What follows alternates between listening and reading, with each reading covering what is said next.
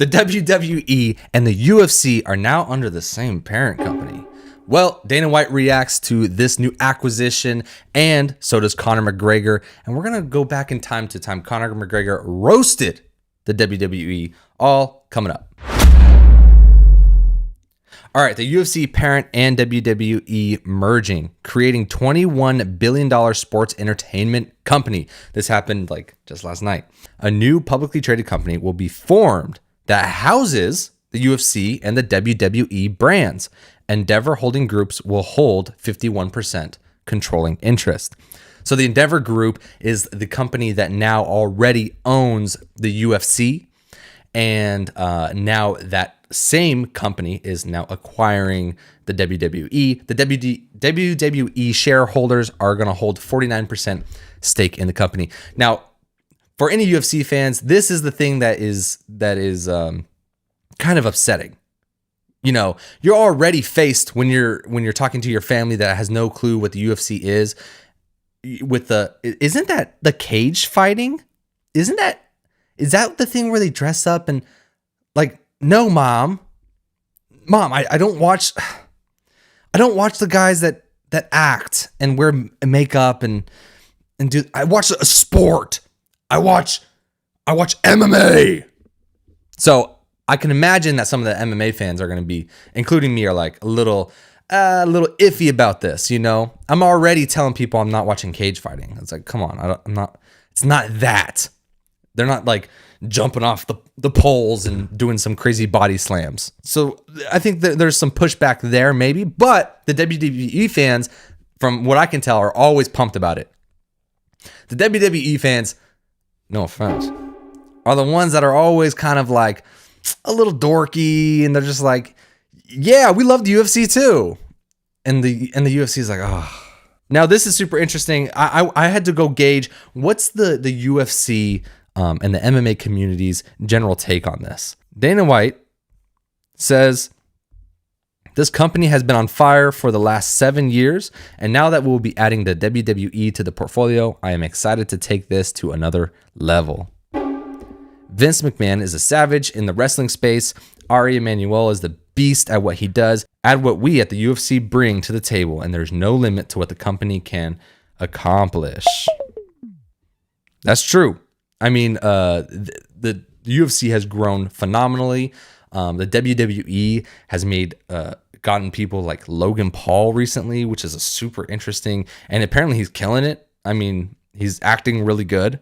And you know, a UFC and WWE crossover isn't something that we haven't seen before. As we have all known, Brock Lesnar started in the WWE and then fought in the UFC for a little bit, and so did Ronda Rousey. I mean, this is just obnoxious. But this is what the WWE is about.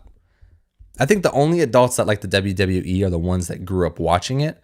And so it's the same way that I like to watch Disney movie, like a Pirates of the Caribbean or, you know, some Disney movies.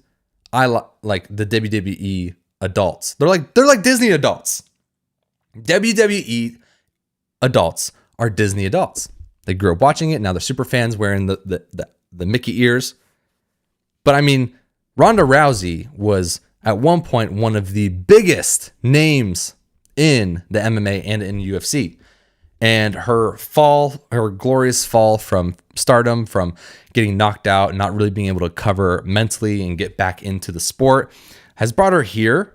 I mean, that is a shameful fall, just short of OnlyFans.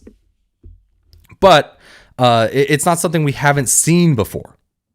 Now, I pulled up Conor McGregor. We're going to get to what Conor McGregor had to say here in a second, and hinting a possible crossover. But I had to go back.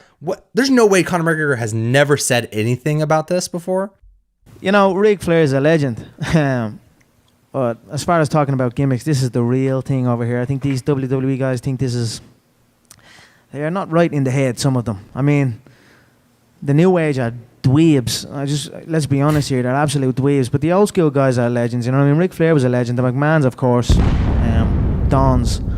But I just said it as I is. The dweebs.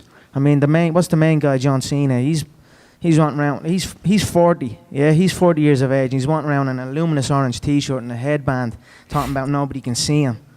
We can see him right there. He's a big fat 40-year-old failed Mr. Olympian motherfucker. Do you know what I mean? That dweebs those guys. But I don't know what to say to Ric Flair. This ain't no gimmick. This is the real shit. I've got to get in and fight a man for real, with no script, with no nothing. So he was talking about challenging, bringing some other wrestler guys over to challenge me. I was saying, come bring it then. This is the real shit over here. If you want to come over, we can fight, no problem. And then a few of them are talking about the street and all. If they want to do that, come at me and see what happens. So Conor McGregor previously was calling them dweebs, which I think is pretty funny. I mean, you have to do that as an actual fighter, like a real fighter. But come around, the businessman that he has posted this morning with him holding a Photoshop WWE belt and the UFC belt back to back, and with the hashtag "It's Inevitable."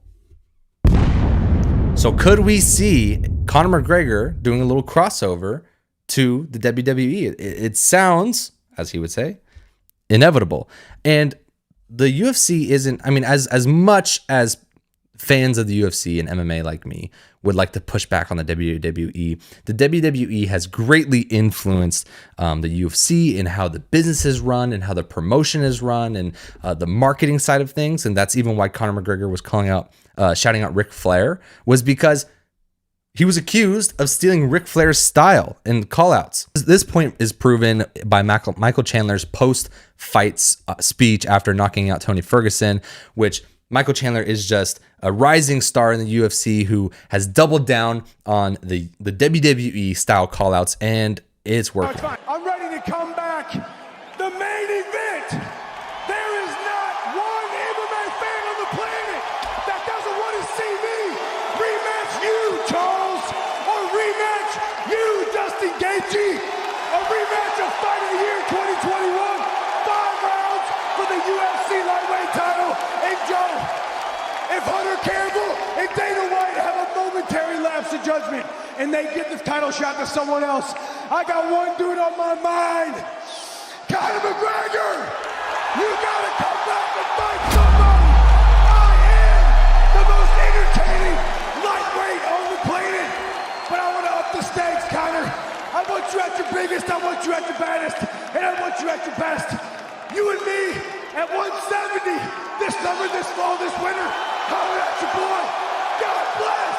I'll see you at the top. So you can't deny that the WWE has molded the entertainment industry in the fight industry and has created a model that works. This was a while ago, and Michael Chandler is now fighting Conor McGregor.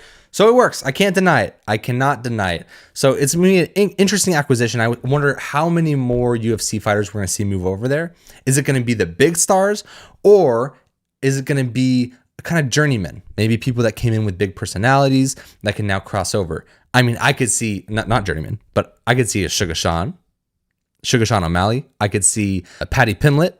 I could see Paddy Pimblett going over. The big personality guys that maybe have other things going. Like Sugar Sean already has a huge brand outside, and he's kind of made a career fighting a bunch of scrubs and then getting into the top 10 and fighting difficult guys. But generally, he's kind of in it for the brand. So I could see those guys crossing over and doing some huge things. So if you guys enjoyed this video, give it a like. Comment down below. I want to know what your thoughts are. And consider subscribing. I'll see you in the next one. Peace.